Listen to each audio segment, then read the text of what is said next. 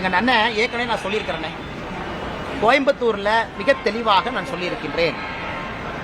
பாரதிய ஜனதா கட்சி தமிழ்நாடு புதிய தலைவருடைய தேர்தல் டெல்லியில நான் போய் சந்திச்சுட்டு வந்த பிறகு நான் பேசின பேட்டிக்கனார்.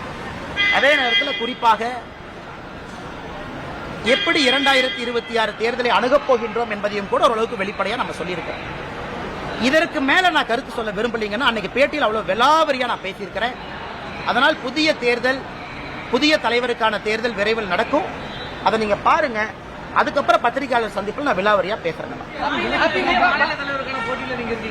புதிய மாநில தலைவருக்கான போட்டியில் நான் இல்லை.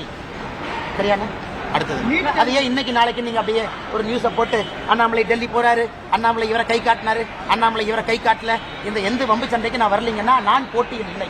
அதிமுக பாஜக கூட்டணி மாநில தலைமை மாற்றணும், அதனாலதான் விரைவில் அதை பத்தி நான் கருத்து சொல்ல விரும்பலீங்கண்ணா. அண்ணா அதை பத்தி நான் கருத்து சொல்ல விரும்பல. என்னை பொறுத்தவரை இந்த கட்சி நல்லா இருக்கணும், நல்லவர்கள் இருக்கக்கூடிய கட்சி, நல்ல ஆத்மாக்கள் இருக்கக்கூடிய கட்சி.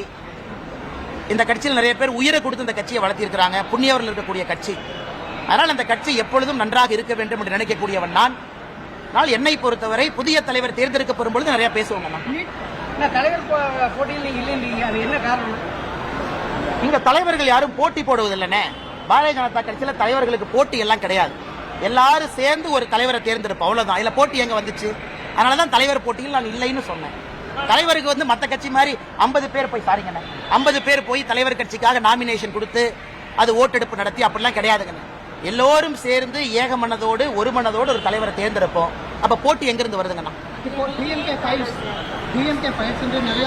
தோட்டத்துக்கு போய் மேடம் நீங்க ஜேர்னலிஸ்டா? ஐயா வேண்டாம்.